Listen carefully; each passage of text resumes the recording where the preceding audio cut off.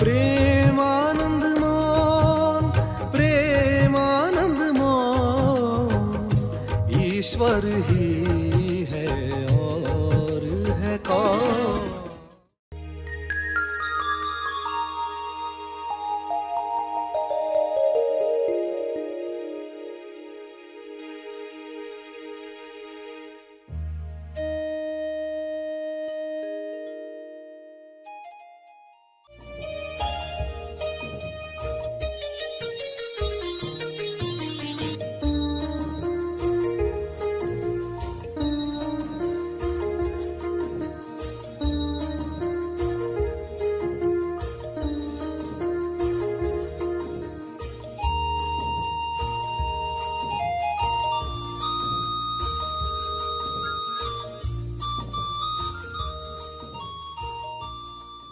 सभी को शुभेच्छा।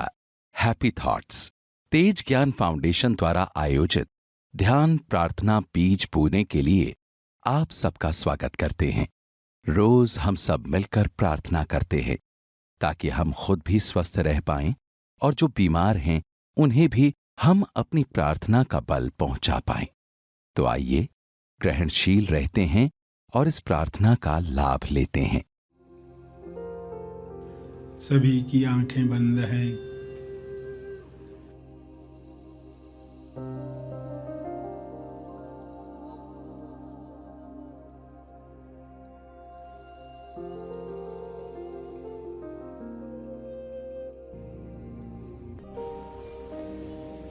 अवसर ही भगवान है, युवा पीढ़ी के लिए संदेश। अवसर को पहचानो। अपने जीवन में अब तक क्या क्या अवसर आए, किस रूप में आए, एक आधा घटना भी पकड़ पाए तो टॉपिक और क्लियर होगी।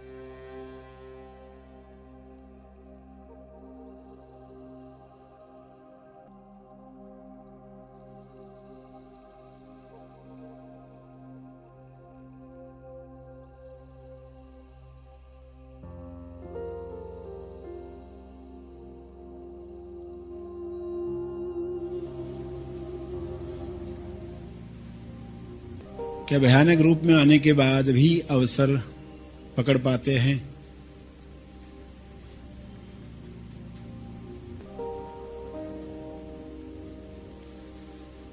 या बुरा लेवल लगाकर दुखी होते रहते हैं?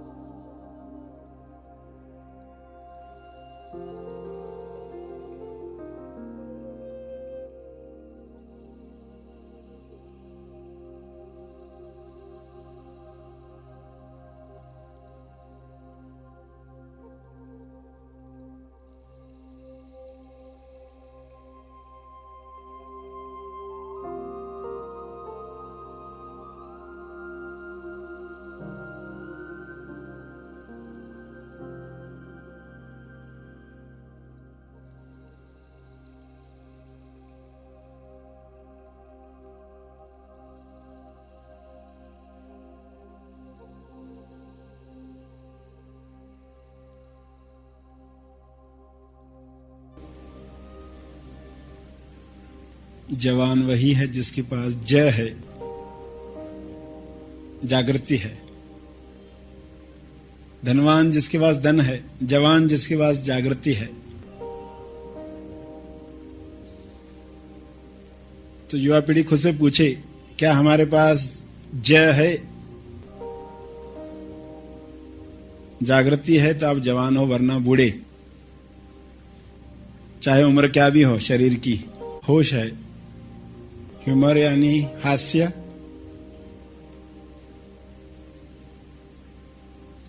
हृदय वाला हास्य, हृदय पर रहने वाले लोगों का संग,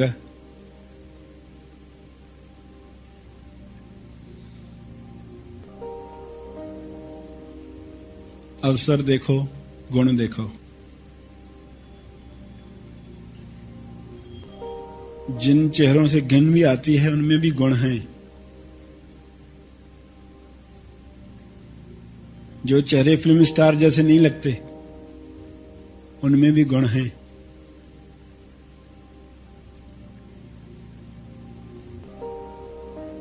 अपनी खोज बाहर नहीं अंदर करो।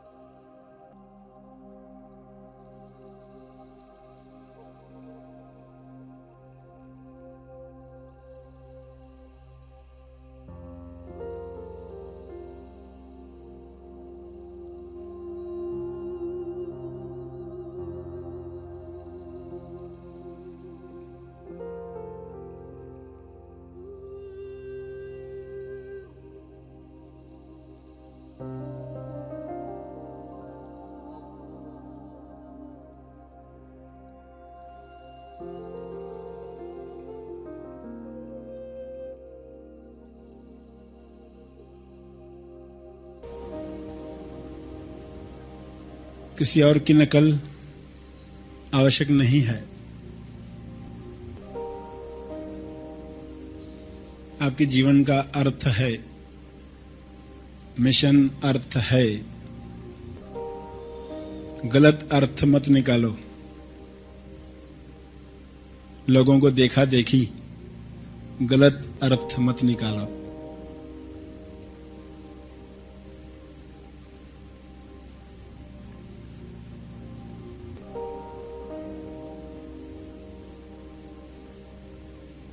बड़ा अर्थ है, अवसर है। अवसर को पकड़ा तो अर्थ मिल जाएगा, उसके बाद जीवन खूबसूरत है।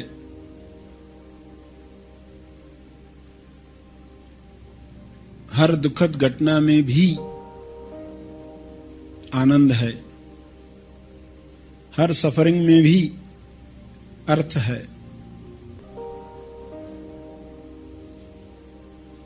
कुछ करने योग्य है, पृथ्वी में रहने योग्य कारण है। अस्वर में न अटके।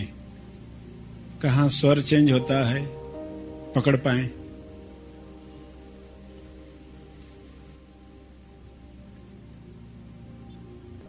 उसमें देखें अवसर, अस्वर और असल का खेल कैसे चल रहा था। अपने शब्दों में प्रार्थना करते रहें।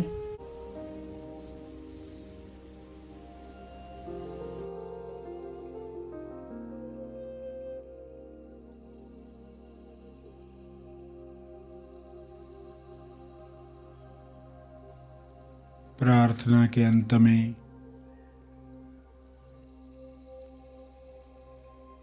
अपने तप का बल, अर्जित बल लोक कल्याण के लिए समर्पित करेंगे।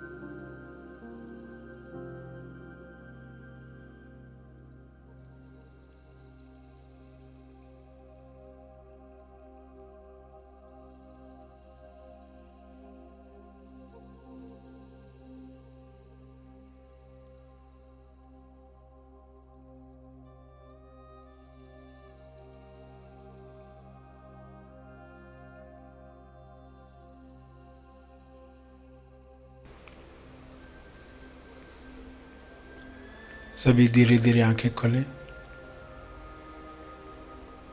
आइए सब ग्रहणशील होते हैं एक चेतना संदेश सुनने के लिए। स्वामी विवेकानंद, तो उनके अंदर प्रश्न होते थे, क्योंकि प्रश्न उठना सबसे इंपॉर्टेंट है।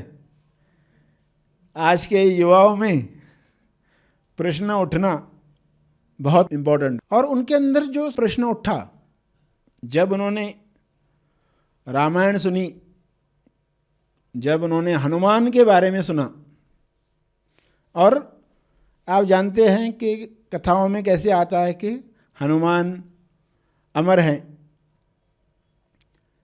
सभी किरदारों का जीवन दिखाया जाता है कि कैसे देह का अंत हुआ, मगर हनुमान के देह का अंत हुआ इसका जिक्र नहीं आता है कि हनुमान अमर हैं, वो जिंदा है। तो उनके अंदर सवाल क्या आया, अगर हनुमान जिंदा है तो उनसे मिलना चाहिए, क्यों नहीं मिल सकते? सवाल क्या था, उनसे क्यों नहीं मिल सकते? अगर जिंदा है तो कहीं ना कहीं हैं, जिंदा हैं तो कहीं ना कहीं हैं, तो जाकर उनसे मिलना चाहिए, क्यों नहीं मिल सकते? तो बात जैसे आती है कि जहाँ राम कथा होती है वहाँ हनुमान आते हैं, तो पूछते लोगों से, राम कथा हो उधर आने वाले हैं क्या हनुमान, कि मुझे मिलना है? वो छोटे हैं, मगर सवाल कैसा है। और दूसरा जो सवाल उनके अंदर उठता था, क्या ईश्वर को किसी ने देखा है? क्या ईश्वर को किसी ने देखा है? कम से कम एक इंसान तो होगा पृथ्वी पर जिसने ईश्वर को देखा है। कम से कम एक इंसान तो होगा जिसने ईश्वर को देखा है। एक इंसान जो जिंदा हो, एक इंसान तो कोई ऐसा होगा जिसने ईश्वर को देखा है और वो जिंदा है, ताकि मैं उससे मिलूं। और वो जिनसे भी मिलते थे, जो भी ज्ञान चर्चाएं कोलकाता में होती थी, इनविटेशंस मिलते थे, खबर मिलती थी, वे जाते थे और लोगों से पूछते थे सवाल, क्या आपने ईश्वर को देखा है? पहला सवाल यही था उन लोगों से, क्या आपने ईश्वर को देखा है? और रामकृष्ण परमहंस से भी उन्होंने ये सवाल पूछा। रामकृष्ण परमहंस ने क्या कहा, बिल्कुल देखा, जैसे तुम्हें देख रहा हूं।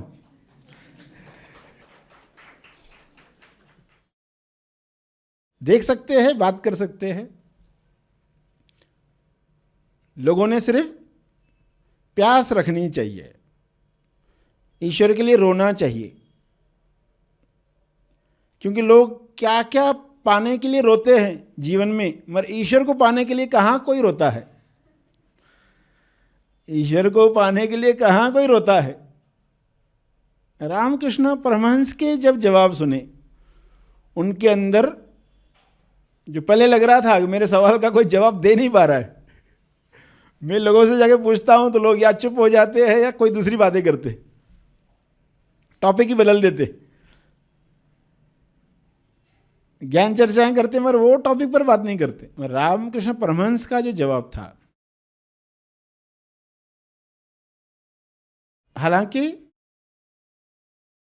उनका ये जवाब पाकर भी, मगर उनका व्यवहार देखकर उनको लगा नहीं कि इन्होंने ईश्वर को देखा होगा या मुझे दर्शन करा सकते हैं, क्योंकि उस वक्त बुद्धि ज्यादा प्रधान थी। और ये गुरु शिष्य कैसे हैं, बेमिसाल गुरु है, लाजवाब शिष्य है।